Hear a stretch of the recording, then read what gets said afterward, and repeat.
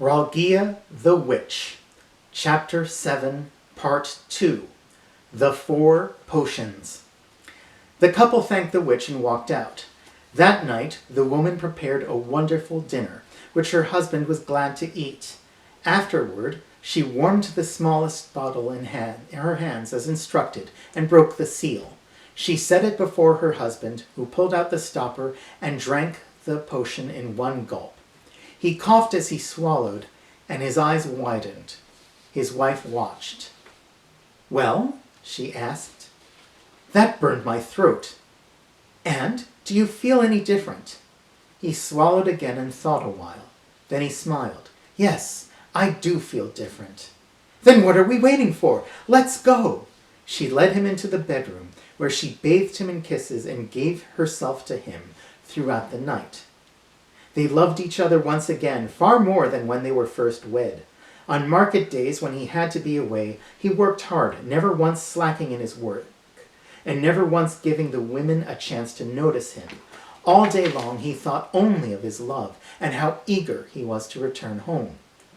And when he came home, she welcomed him warmly and opened herself to him. Their love for each other was meant to last, and it did last, for 3 months.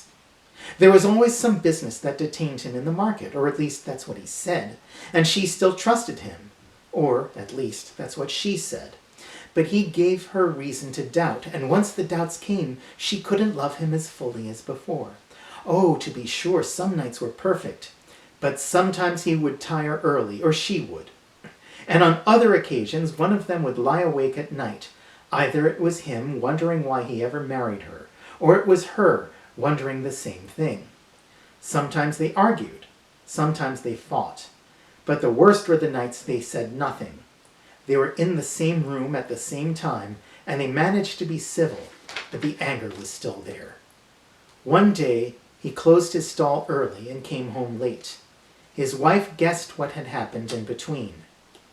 "You smell of other women," she said. "Do I? I have prepared dinner for you." She said nothing during the meal. When they were finished, she brought out the second potion. She warmed it in her hands, then broke the seal. "Do you love me?" "Yes, darling." She set the bottle before him. "Drink!" He pulled the stopper and drank the potion. It made him cough and sputter and beat at his chest. He tried to stand up, only to fall back into his chair. "Did it hurt?" she asked. "It was much stronger this time. My throat's still burning." "Good. Maybe that will teach you. We shouldn't have needed a second potion." She looked in his eyes, hoping for a change. Finally she spoke. "To bed, my love. We have much to do." She gave herself to him that night and the next, but her heart wasn't in it as fully now, and neither was his. But he regretted what he had done, and he wanted to be a good husband. For a full year he did not stray. For a full year he did not look at the women in the market. For a full year. His love for his wife held him in place, as did his guilt. But not even these could restrain him forever, especially when she did not love him as fully as before. In time, the women in the market, young and unattached, began looking good to him once again. He noticed them, and they noticed him noticing them. His attention flattered them, and it wasn't long before they stopped by his stall, or gossiped about him just loud enough for him to hear. He fell fast after holding back for so long, but the women opened themselves for him. It was only on his way home to his wife that he thought about what he'd done. He decided it was best not to say anything. That would just make it worse. She had prepared a wonderful dinner, and he ate heartily. But halfway through the meal, she excused herself and left the room. She returned with a third bottle and slammed it down on the table in front of him. He looked into his wife's eyes. She stared back in full rage. He pushed the vegetables around on his plate so he wouldn't have to meet his wife's gaze. He ate in silence, trying to shut out the sound of her short, sharp breaths above him. The bottle sat in front of him, accusing him. At times he couldn't hold the fork steady, or he'd drop the knife and it would hit the plate with a loud clatter. She watched him through the whole meal. When he was done, she cleared the table. He did not get up. He did not move. He stared at the bottle in front of him.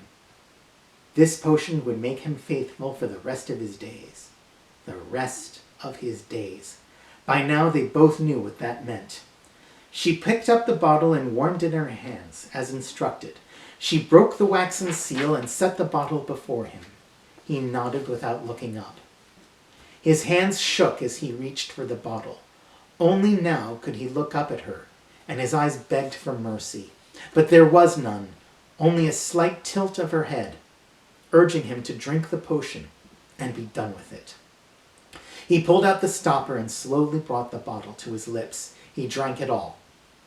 His eyes popped wide. He screamed and grabbed at his throat. The bottle fell to the floor. She watched as he ran about the room, grabbing at the water jug, gulping everything down to ease the pain. He coughed and coughed again. The following morning, she pounded on the door of Ralghia the witch. "My husband is dead!" she shouted when the witch opened the door. "You killed him!" It took Ralghia a while to figure out what the woman was talking about, for more than 15 months had passed.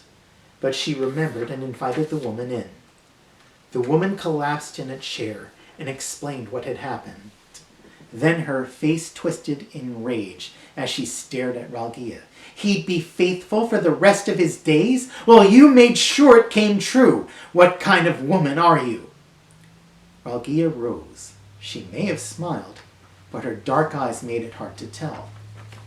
"There is something I must show you," she said. "You will wait here." Ralghia left and returned with a bottle filled with a murky yellow liquid. The woman recognized it. It was the same bottle she had given her husband the night before. "The contents of these 3 bottles I gave you are largely the same," Ralghia explained. "I diluted the other 2 with well water, so only the 3rd bottle contained the potion at its full strength." She broke the waxen seal and held it out. "There are 3 ingredients in this potion. The first is pure grain alcohol, and the second is the juice and pulp from chili peppers I have sent to me from abroad. These are among the hottest peppers known to exist, and men often gather to eat these as a test of courage. To this I add a small quantity of brimstone to give the potion its yellow color, its bitter taste, and its murky appearance. Nothing in the potion could have possibly killed your husband." "Then what?" "The first potion worked for 3 months because you both believed it would work for 3 months. The second worked for a full year because you both believed it would work for a year," Ralghia answered. "By the time you got to the 3rd potion, both of you had come to believe there was no way he could ever change. You thought the only way he'd be faithful for the rest of his days was if he had no more days. Deep down, you hoped the 3rd bottle contained poison. You killed him. You. Not by yourself, of course. After all, your husband drank it so willingly. Maybe he felt he deserved to die. Either that, or he had a choice of death or a lifetime of marriage to you. And you see how that turned out," Ralghia concluded. "And by the way, you're pregnant." The woman burst into tears. Ralghia pulled the stopper from the bottle and held it out. "If you grieve for him that much, you might consider joining him in death. Not that there's anything in here that will kill you, but who knows? Maybe you'll get lucky." The woman screamed. She bolted from her chair and ran out the door, sobbing and wailing as she blindly fled. Ralghia watched her go. She held the bottle to her lips. "A toast to the power of forgiveness." She drank the potion down and laughed as it burned her throat.